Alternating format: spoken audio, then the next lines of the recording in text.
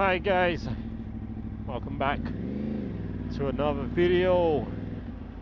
So I'm heading home from work today. Took the bike to work today because I didn't need a car today, so said why not take the van, or take the bike should I say.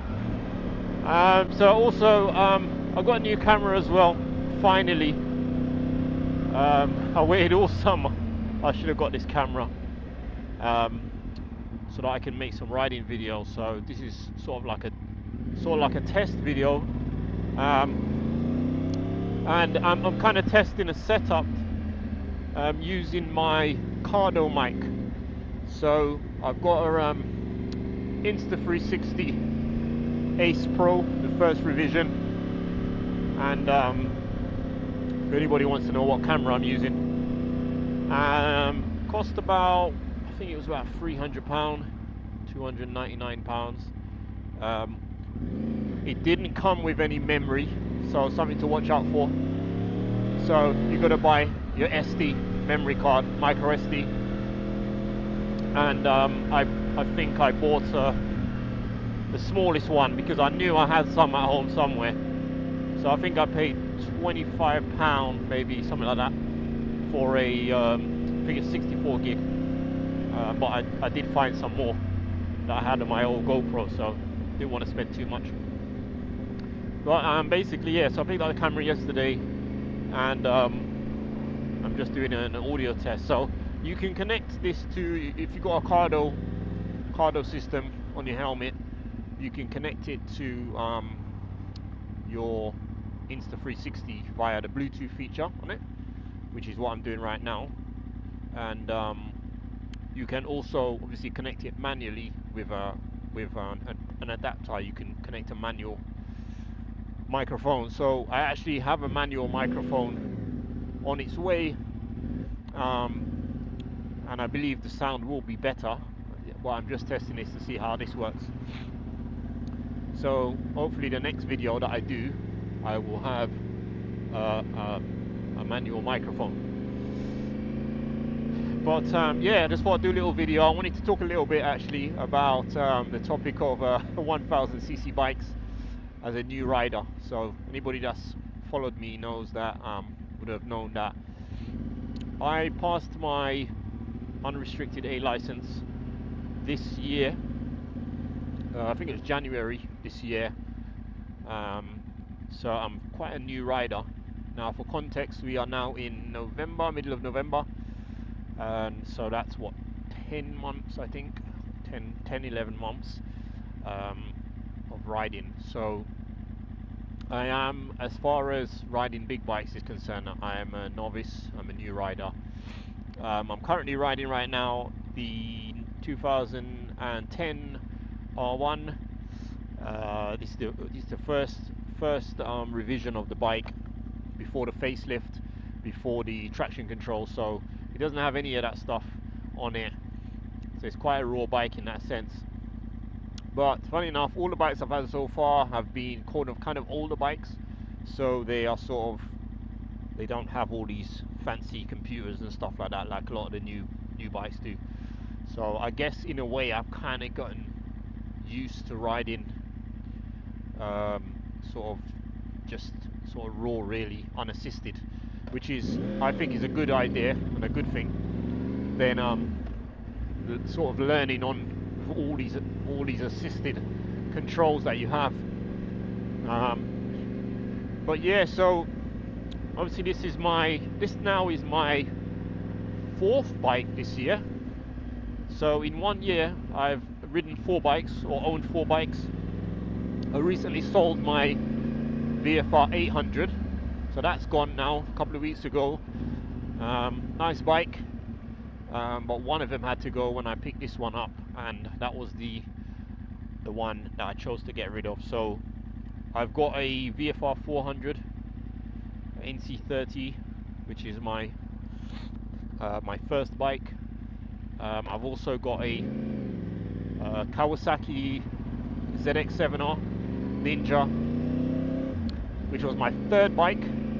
The 800 was my second bike, and this R1 is my fourth bike. So I kind of worked my way up from 400. Second bike was an 800, then a 750, and then now 1000. So I don't think there's many bigger engines than this that I would like, to be honest. 1000 as a super sport bike is sort of the biggest bikes that most people who are into sports bikes will own. And I mean, do you need anything bigger than this? In my opinion, not really. But yeah. So my journey has been a sort of a 10-11 month journey from my first bike being the 400cc, which is about 60 brake horsepower, 60 something. Then I went up to the VFR 800, which is about 110 or so brake horsepower. Then to the Ninja, which is about 125, and now to the 1000, which is about, I think it's somewhere like 180 bhp. So I kind of sort of gradually moved up from the sort of power of the bikes. It's funny now riding this, and a couple of weeks ago I rode the NC4 the NC30 400, and the difference in the power is so you know, it's remarkable. I I felt so like it was so underpowered for me. I mean, don't get me wrong, it's still a lot of fun, but it's actually in some extent, some respects, more fun to ride because you get to really use the power of the bike compared to this bike. For instance, riding in London, especially, I mean, you barely getting to second gear, you know. You really barely do, because there's just no space to do it.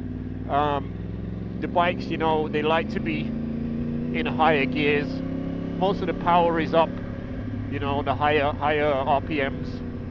And if you are riding in sort of third gear in London, you know, most of the time the bike's going to be jerking, and it just doesn't like it.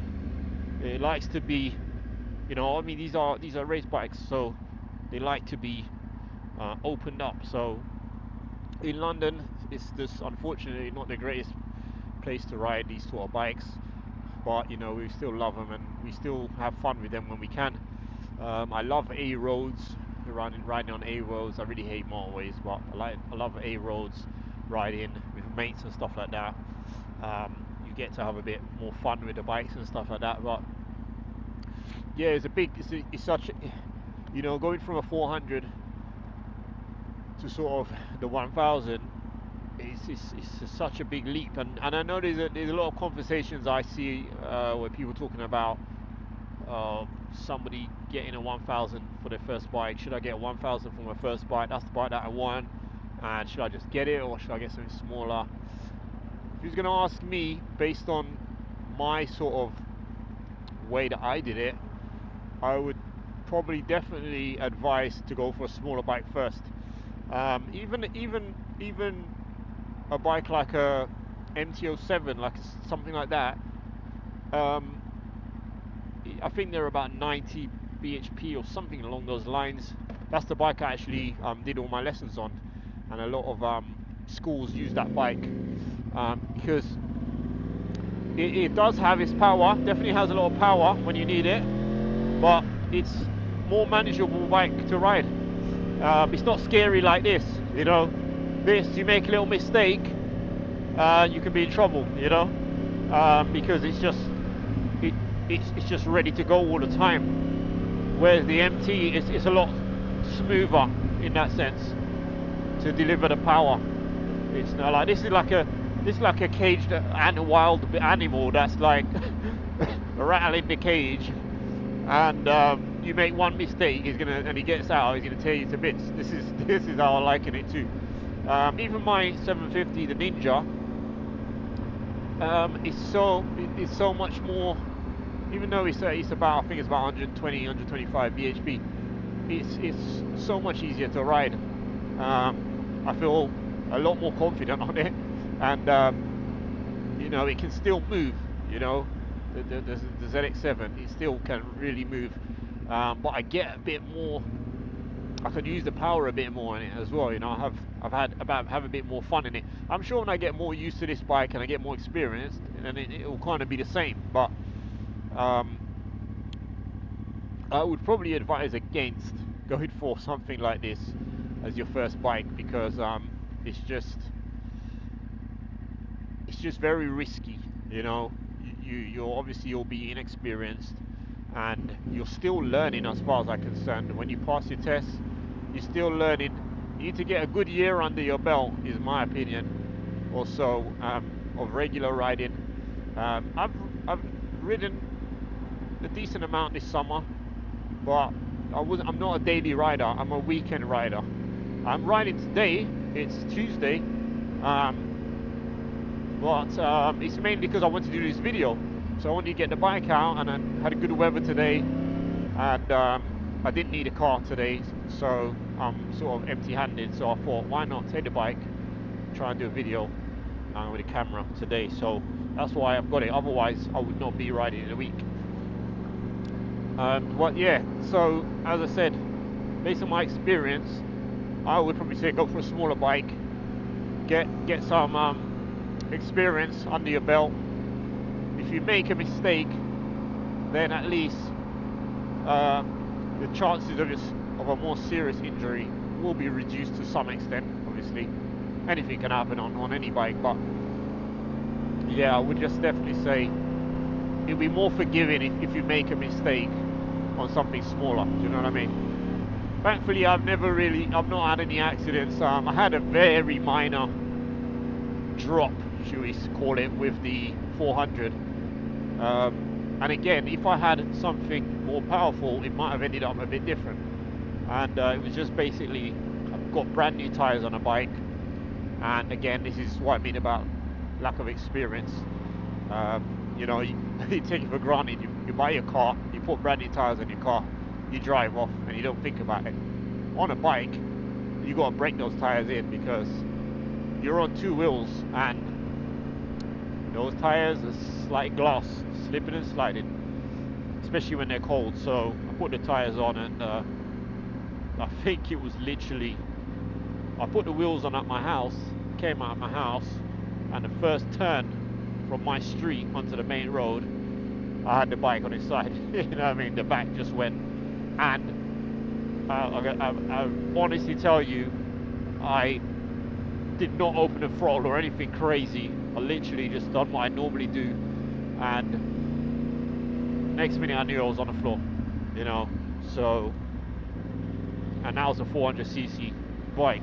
If I'd done that with this, you know, I might have had a worse event. So yeah, so I'll basically say, yeah, definitely take something smaller, get some experience on the roads, and then just move it up gradually. I mean, there's no rush, is there really? You know, move it up gradually. Enjoy your bike. There's so many nice smaller bikes out there. It will be your first bike. You're going to fall in love with your first bike, and you'll quickly enjoy your bike, and then you'll know when it's time, when you're really confident on that bike, you can handle it well, and then you can think to yourself, like, you know, yeah, I could get something different or something bigger. And I felt more confident after the 400. I mean, I've let that 400 rip, you know, full throttle, all through the gears, maximum gears and everything, and I feel, you know, I got to the point where it wasn't scary, if I want to say. There's the right word, maybe I want to say. You know, so it was like I could ride something bigger, and the 800, the VFR 800 was a good transition. Funny enough, it's a lot bigger bike, but it's not brutal power. It's a sports tourer as well, so it's a lot more comfortable, a totally different type of ride. So I was kind of, by the time I got that, after I'd been riding the 400 for a while, it was an easy transition for me, a very easy transition. and then the Ninja is, you know, a little bit more power. It's not masses more. So again, it was really easy transition. But jumping from the Ninja to this, you know, we're talking another 50, 60 bhp from that, and it dramatically changes. It really does change, you know, from there. Also, this bike has 3 modes of riding. There's a little button here that you can press, and when you start the bike, it starts off in standard, which is what I'm riding in now. You can dial it back a little bit by switching to B mode, which sort of, I think what it does is it kind of delays the throttle response a bit. So when you twist the throttle, sort of gives you a little bit of a delay. I think that's my understanding of it. The same power is there on the bike, it's just, yeah, delays it a little bit. And then you've got A mode, which is your sort of more aggressive throttle response if you're doing a track day or whatever. I have no need or desire to be riding around in A mode in London. It doesn't make any sense. Most of the time when I'm riding, to be honest, I switch it to B mode when I remember. I didn't remember today, just now, but normally I get on a bike, I switch it to B mode, and I'm happy with that. Do you know what I mean? I don't need anything more snappy than that. So yeah, and especially when you're getting used to the bike as well, it's great that there's an option that can sort of tame the beast a little bit for you, if you want to use that term, you know. So yeah, but so yeah, as far as me being experienced, my journey on bikes is that when I was younger, I would say 18, I think it was, I was an apprentice electrical engineer doing an apprenticeship, my first job, and I loved motorcycles all then, and I bought my first motorbike, which was an Aprilia RS50. So it was like the baby sports bike, smallest sports bike you can get, basically. Looks like a bigger sports bike, but was 50cc bike. I couldn't tell you how much bhp it had, probably 10 maybe, if that, max I would probably say. Or maybe, yeah, maybe about that, because the two strokes were more powerful than these modern 4-stroke little bikes. So probably had at least 10 to 12 maybe. And that was my first bike.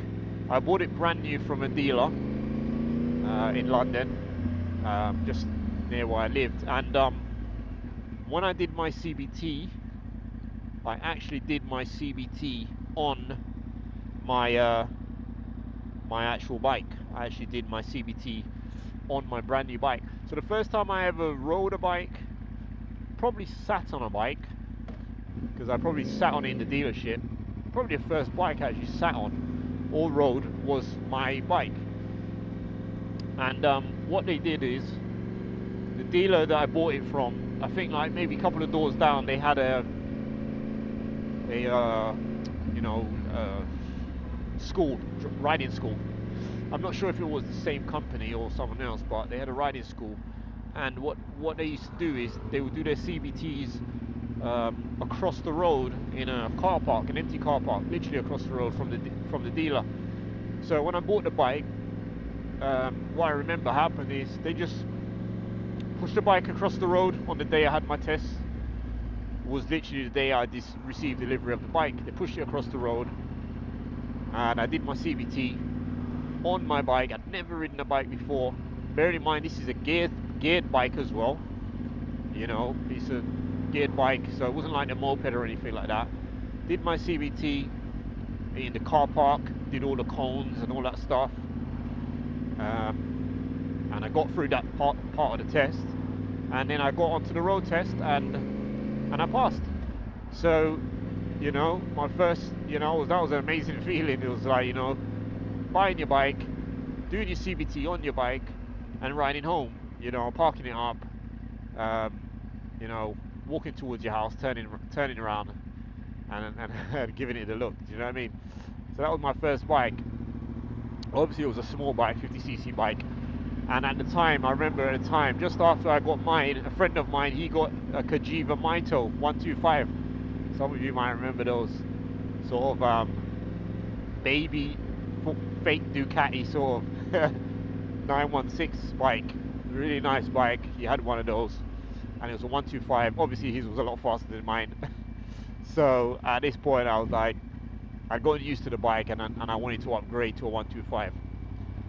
So I ended up going back to the same dealer. I part exchanged the bike for an Aprilia RS 125 Extrema, black and purple, I think it was, with a square headlight. Beautiful bike. And then I was on a 125. He ended up falling off his bike, and then he got rid of it straight away. He didn't want to ride again after that. He got rid of it. I never had any accidents, thank God, on my bike. But I kept riding, so I probably rode for about 2 years. So I had some decent experience on riding in that sense, on the roads, riding with a geared bike and stuff like that. And yeah, I didn't ride for a good maybe 10 years after that. And then probably in the early 2000s, I ended up buying a Giglera Runner 125 moped. And I used that for a business that I had at the time. I used it for doing sort of little runs into London and stuff like that. I used to be a sound engineer back in the day, and I used to hire out projectors and stuff like that. So I used it for doing little runs like that in Central. I didn't have to pay congestion charge and parking and all that stuff. And that was a great fun moped to ride. A classic now if you can get your hands on one.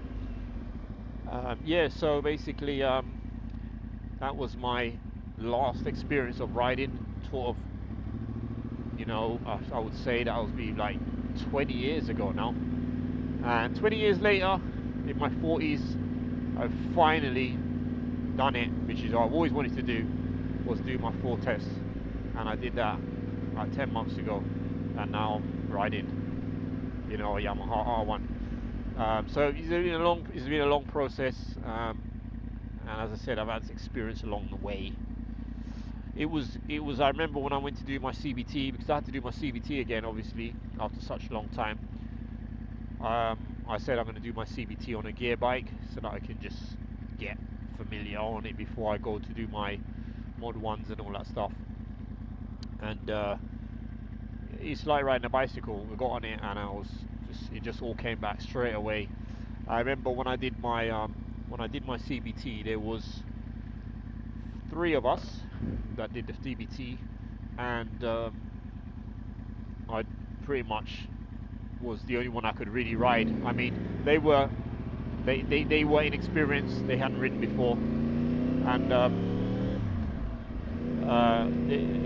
the instructor, I think he quickly. I mean, I had a chat with him. He quickly noticed that I could ride, so he wasn't as fussed about me. He spent more time with them, to be honest, because they had to keep doing the maneuvers over and over again. And in the end, I think when we got to the first half of the test, sort of by lunchtime, he had to let him go. He said he wasn't confident to take him out on the road, so it ended up just being me and him. And I remember he had an R1 as well, and he said, "Oh, do you want to go for a ride? Let's go for a ride." And took me on a ride, and we went everywhere. Really, it was really cool. And so I passed my CBT that day, and then after that, same day, booked my lessons, booked my mod ones, did my mod one, did my mod two, did my theory test, and then yeah, that was January. I was on the roads. I had my VFR 400, which was my first bike, which I built, and I was building it at the same time that I was doing my lessons. So it just worked out that I think I passed my test about a month before I finished building the bike. So it was great to just pass and already have my bike, and just get straight onto it.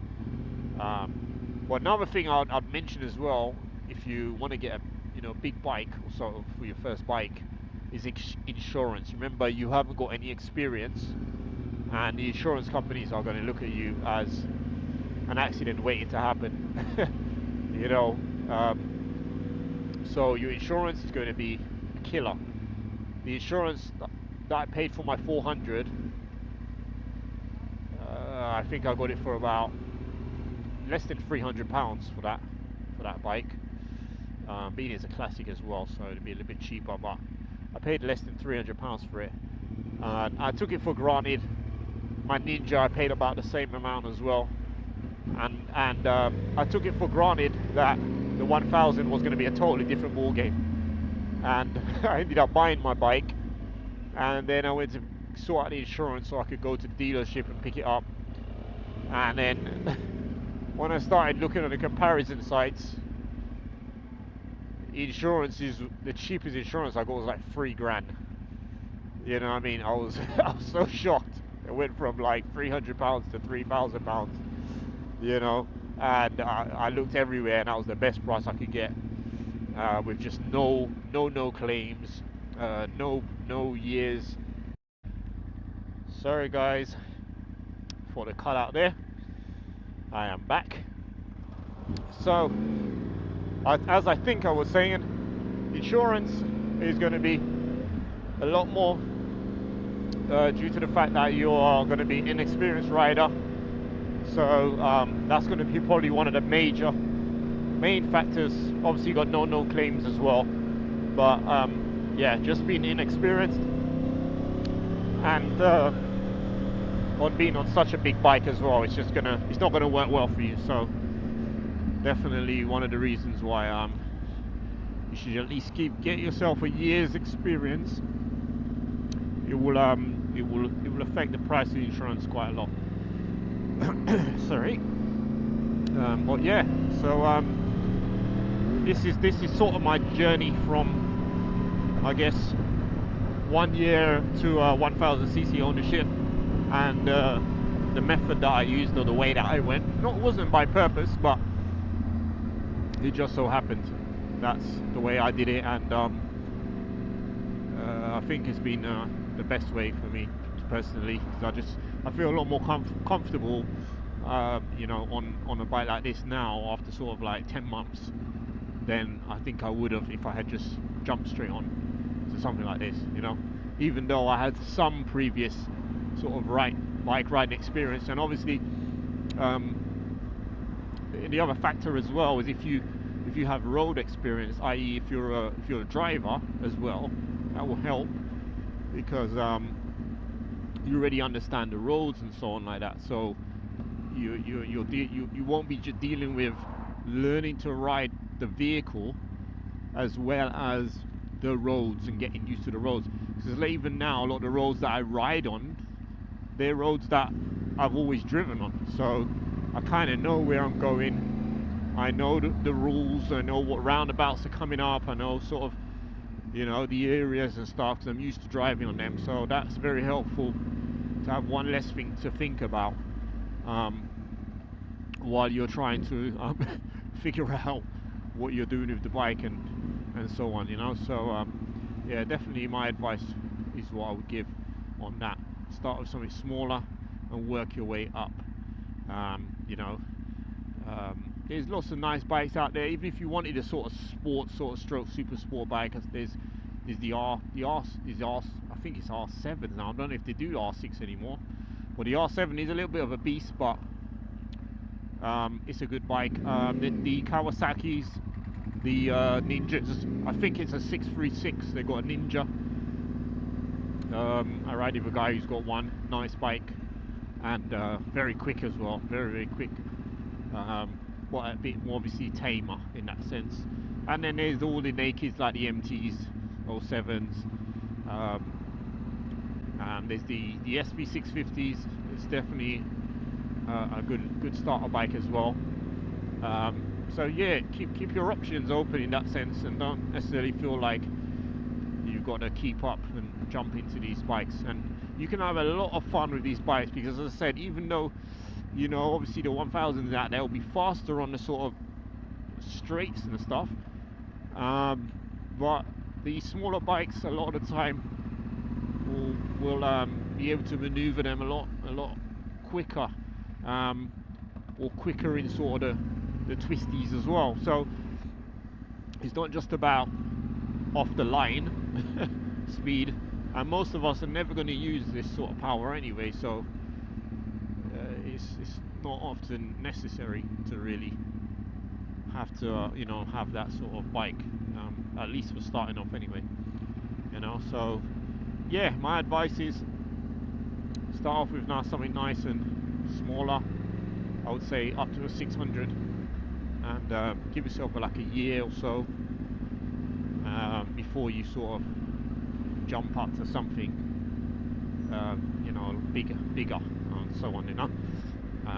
You know, safety is first, and you want to be very confident with your abilities to ride before you get something that's, as I said, can get you into problems.